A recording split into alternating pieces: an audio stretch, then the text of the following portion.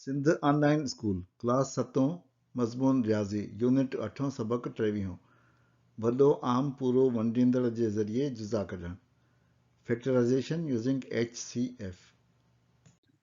ॾोहटनि ऐं ॾोहटियुनि खे Sindh online school में भलीकार। मां आहियां नाना आबिद।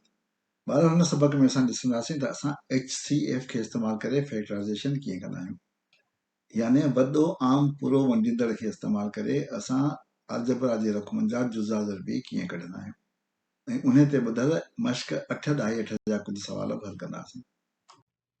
असां गुज़िरियल सबक में पढ़ियो त जॾहिं कंहिं पॉलिनोमियल खे प्लस माइनस जी जाइ ते मल्टीप्लाई करे लिखिबो आहे, यानी उन खे पॉलिनोमियल खे रिप्रेज़ेंट कंदा आहियूं एज़ प्रोडक्ट ऑफ 2 और मोर पॉलिनोमियल्स, उन अमल खे असां फैक्टराइज़ेशन चवंदा आहियूं। हिकिड़ो तरीक़ो असां जेको हुन में ॾिठो उहो आहे taking out common factor as a multiplier. आम जुज़नि खे ॾिंगनि खां ॿाहिरि खणी वञणु या कामान कढणु, इहो हिकिड़ो तरीक़ो ॾिठो। हाणे सुवालु थिए थो त आख़िर आम जुज़ा छा आहिनि, कॉमन फैक्टर्स छा आहिनि ऐं उहे कीअं कढिबा आहिनि। असां पोएं सबक में इहो ॾिसी चुका आहियूं, अचो त हिकिड़ो दफ़ो असां दोहिरायूं। असां हिकिड़े मिसाल ते ॾिसंदासीं। सम्झो त असां वटि 3 मोनोमियल्स या 3 रक़मूं आहिनि, 15x², 25x ऐं 55x³। इन्हनि जा जुज़ा छा थींदा? 15x² जा जुज़ा थींदा असां 3, 5 ऐं 2 दफ़ा x, छो त x जो पावर 2 आहे। उन खां पोइ 25x जा जुज़ा थींदा 5, 5, 25 ऐं मल्टीप्लाई बाय हिकिड़ो x पावर आहे। उन खां पोइ 55x³ जा थींदा 5 ज़रबा 11 ऐं 3 दफ़ा x थींदी, छो त क्यूब आहे पावर। हाणे हिन में असां जेका ॾिसूं त 3 हिन में आहिनि, न को हिन जे जुज़नि में आहिनि उनजे करे, ऐं न को हिन जे जुज़नि में आहिनि, उनजे करे इहो कॉमन जुज़ो कोन्हे, इहो आम कोन्हे टिनी में। उनजे करे 3 खे असां छॾे ईंदासीं। अॻियां 5 खे था ॾिसूं, 5 हिते बि आहे, 5 हिते बि आहे ऐं 5 55x³ में बि आहे। उनजे करे चई सघूं था त 5 जेको आहे हिकिड़ो कॉमन जुज़ो आहे हिननि टिनी रक़मनि में। उन खां पोइ अचूं था x ते। हिते x आहे, ॿी x हिते बि आहे ऐं हिते बि x आहे, सो हिकिड़ी x बि कॉमन फैक्टर आहे। हाणे हिन में ॿियो x कोन्हे, हीउ 5 हिकिड़ो दफ़ो थी वियो आहे, ॿियो हिन में बि कोन्हे, हिन में बि कोन्हे। उनजे करे असां चई सघूं था त हिननि टिनी में जेके कॉमन फैक्टर्स आहिनि उहे आहिनि 5 ऐं x, ऐं हिननि टिनी जो कॉमन फैक्टर जेको आहे उहो 5 मल्टीप्लाई बाय x यानी 5x आहे। असां हाणे छा ॾिठो, हीअ त असां हिन तरीक़े सां हिन जा फैक्टर्स लिखी, जुज़ा लिखी, उन खां पोइ असां लीकूं लॻाए कॉमन कयूं। असां HCF ऐं ॿिया सवाल ईअं हल कंदा हुआसीं पोएं साल, पर हाणे त असां वॾे क्लास में आहियूं, हाणे त असांखे ईअं न करणु खपे, असांखे को तरीक़ो अचणु खपे। सो उन तरीक़ो छा आहे, सभिनी खां पहिरीं असां जेके कोफिशिएंट्स आहिनि उन्हनि जो कढंदासीं HCF यानी वॾो आम पूरो वंडींदड़। असांखे ख़बर आहे त वॾो आम पूरो वंडींदड़ इहो उहो अदद हूंदो आहे जेको पूरो पूरो वंडे ऐं पाछे न बचे ऐं वॾे में वॾो हुजे। सो हिनखे जेकॾहिं असां 5 सां वंडींदासीं त उहो वढिजी वेंदो, पाछी कोन बचंदी। हीअ 5 सां वंडिजी वेंदो, पाछी कोन बचंदी, ऐं हीअ बि 5 सां वंडिजी वेंदो, पाछी कोन बचंदी। उनजे करे असां चई सघूं था त 5 वॾो आम पूरो वंडींदड़ आहे, छो त 15 जेको आहे उहो हिनखे बि कोन वंडींदो, हिनखे बि कोन वंडींदो। सो असां जेको आहे हिन सभिनी कोफिशिएंट जो HCF कढियो। उन खां पोइ असां छा कंदासीं, find the largest degree of a variable that can be factored. ॾिसंदासीं त जेके असां वटि वेरिएबल्स आहिनि उनमें सभिनी खां वधीक डिग्री कहिड़ी आहे। हिते हिन जी सघ 2 आहे, हिते 1 आहे ऐं हिते 3 आहे। उनजे करे असां चई सघूं था त 1 सघ जेका आहे उहा हुनजो कॉमन जुज़ो हूंदी। यानी असांखे छा मिलियो, HCF जेका आहे सभिनी कोफिशिएंट जी उहा मिली असांखे 5। लार्जेस्ट डिग्री ऑफ वेरिएबल जेको आहे उहो असांखे मिलियो x, छो त x सिर्फ़ु हिकिड़ी डिग्री में हिते आहे। उनजे करे हाईएस्ट कॉमन फैक्टर थींदो 5 मल्टीप्लाई बाय x यानी 5x। सो अहिड़ी तरह सां ॾिठो त असां ही 2 तरीक़ा इस्तेमालु करे असां अलजबरा जे रक़मनि जा आम जुज़ा यानी कॉमन फैक्टर्स कढी सघूं था। पहिरियों आहे find HCF of all coefficients, हुन खां पोइ find the largest degree of variable that can be factored. अचो त हाणे असां एक्सरसाइज़ 8.8 जा कुझु सवाल हल करे ऐं ॾिसूं त असां कॉमन फैक्टर जे वसीले जुज़ा ज़रबी कीअं लहंदा आहियूं। सभिनी खां पहिरीं असां जेको सवाल कंदासीं उहो एक्सरसाइज़ 8.8 जो सवाल नंबर 1 आहे, जेको चए थो फैक्टराइज़ करणो आहे। पहिरियों 5x स्क्वायर माइनस 15a इन करणो आहे फैक्टराइज़। हाणे सभिनी खां पहिरीं असां HCF कढंदासीं इन्हनि ॿिन्ही टर्म्स जो 5x स्क्वायर जो ऐं 15a जो। सो HCF लाइ पहिरीं ॾिसंदासीं त इन जे कोफिशिएंट जो HCF छा आहे, उहो आहे 5 ऐं कॉमन हिननि में को बि पावर कोन्हे, न को x हुन में आहे न को a हिन में आहे, जे करे सिर्फ़ु 5 थींदो। उनखे असां लिखंदासीं 5 ज़रबा 1/5, छो त 1 सां ज़रब कबो आहे, 5 ज़रबा 1/5 ऐं अंदरों 5x स्क्वायर माइनस 15a जंहिंजो तीअं लिखंदासीं। हाणे असां हिन 1/5 खे ब्रैकेट जे अंदरि खणी ईंदासीं, हिन सां ज़रब कंदासीं, हिन सां ज़रब कंदासीं, यानी असां वटि थींदो बराबरि 5 उन खां मल्टीप्लाई बाय, हाणे ब्रैकेट जे अंदरि था खणी वञूं 1/5 multiply by 5x square minus वरी 1/5 15a।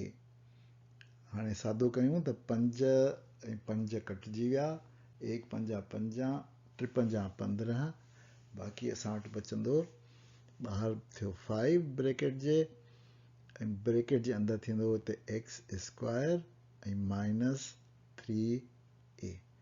सो अहिड़ी तरह सां हिन जा जुज़ा कढी छॾिया HCF जे इस्तेमाल सां।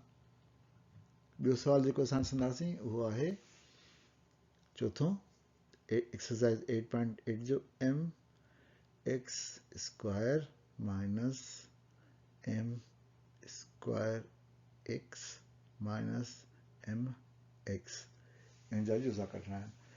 हाणे हिन में असां ॾिसूं त कोफिशिएंट सभिनी जो 1 आहे, उनजे करे HCF में त 1 ई थींदो। उन खां पोइ कॉमन जेके आहिनि उहे असां वटि आहिनि HCF में m ऐं x, उहे कॉमन आहिनि।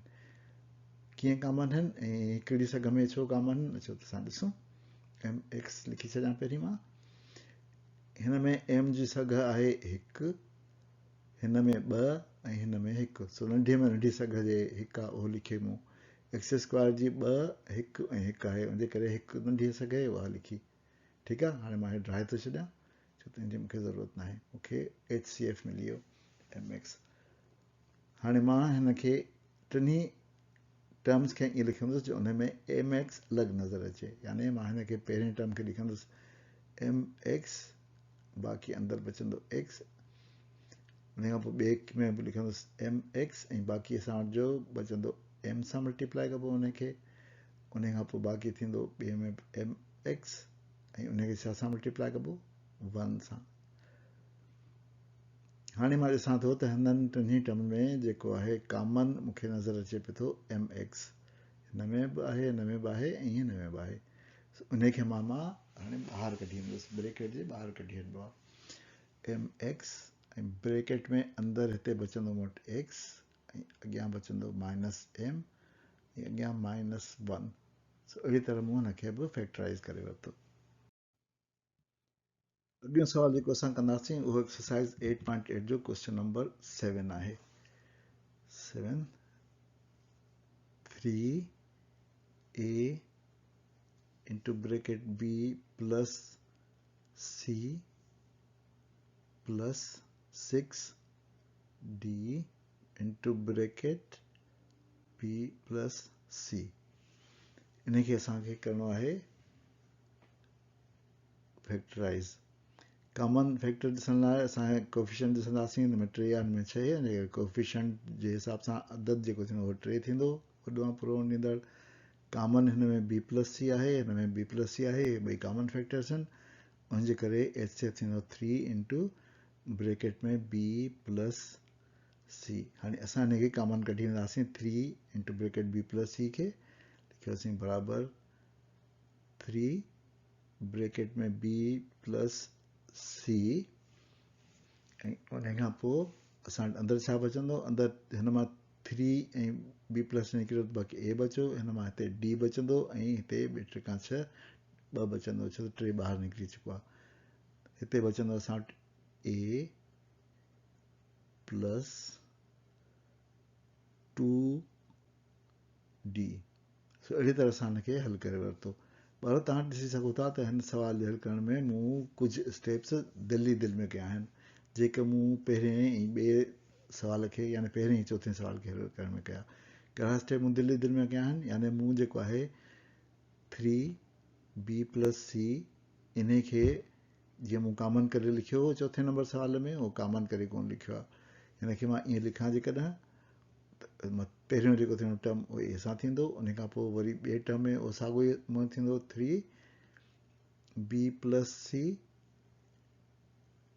ऐं बाक़ी थींदो 2d multiply by 2d so 2d थींदो हिते उन खां पोइ मूं नेक्स्ट स्टेप में जेको आहे हिननि ॿिन्ही खे मां कॉमन करे छॾींदुसि जीअं मूं चौथे सवाल जे हल में कयो उनखे जेकॾहिं मां हाणे ॿाहिरि कढां त मूं वटि थींदो 3b+c ऐं ॿी ब्रैकेट में थींदो असांजो a+2d सो अहिड़ी तरह मूं ॿाहिरि ॾिठो त मूं साॻियो सवाल ॿिए तरीक़े सां बि हल कयो पहिरें में मूं इहे स्टेप अवॉइड कया अवॉइड कोन कयमि पर दिलि ई दिलि में कयमि मूं कागज़ ते या ब्लैक बोर्ड ते कोन लिखिया बराबरि जॾहिं तव्हां मैथ्स जा अहिड़ा हिसाब कयो त तव्हां कोशिशि कयो त तव्हां घणा स्टेप्स दिलि ई दिलि में कयो जीअं तव्हांजी मैथ्स पकी थिए इन खे असां मेंटल मैथ्स चवंदा आहियूं ऐं मेंटल मैथ्स तव्हांजी जेतिरी पकी हूंदी तव्हां सवाल ओतिरो ई तकिड़ो हल कंदो ऐं ओतिरो ई सही हल कंदो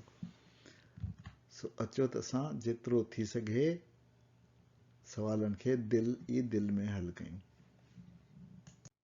अॻियां सवाल असां जेको हल कंदासीं उहो एक्सरसाइज़ 8.8 जो क्वेश्चन 4 आहे 4lm into bracket x minus y plus 8mn into bracket x minus y plus 12nl into bracket x minus y इन खे असांखे हल करिणो आहे असां में ॾिसी सघूं था त असांजे कॉमन फैक्टर्स छा हूंदा ऐं उन्हनि में कहिड़ा अदद कहिड़ो हूंदो ऐं उन में वेरिएबल कहिड़ा हूंदा जेके कॉमन हूंदा सोचो त असां हल कयूं 4 8 इहो थींदो 2 मल्टीप्लाई बाय 4 ऐं 12 थींदो असांजो 3 मल्टीप्लाई बाय 4 सो असां ॾिसी सघूं था त 4 हिन में जेको आहे उहो कॉमन आहे उन खां पोइ एल जेको आहे ॾिसंदासीं हिन में आहे पर ॿिए में कोन्हे हुन करे इहो कॉमन आहे एम हिन में आहे हिन में बि आहे ऐं हिन में कोन्हे उन करे एम कोन थींदो एक्स माइनस वाई हिन में आहे हिन में बि आहे ऐं हिन टर्म में बि आहे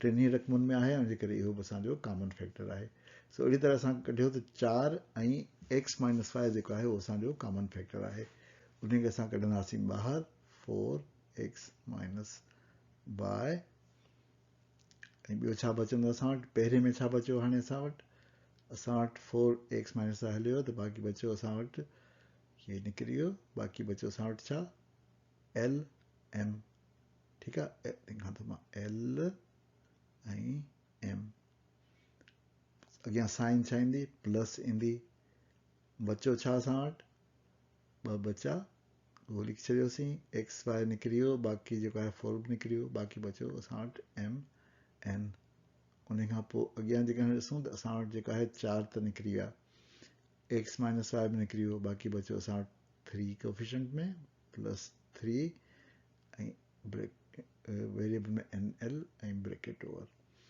सो अहिड़ी तरह असां हिनखे बि दिलि ई दिलि में ॿिनि स्टेप्स में या बल्कि हिकिड़े स्टेप में असां हिनखे करे फैक्टराइज़ करे वरितो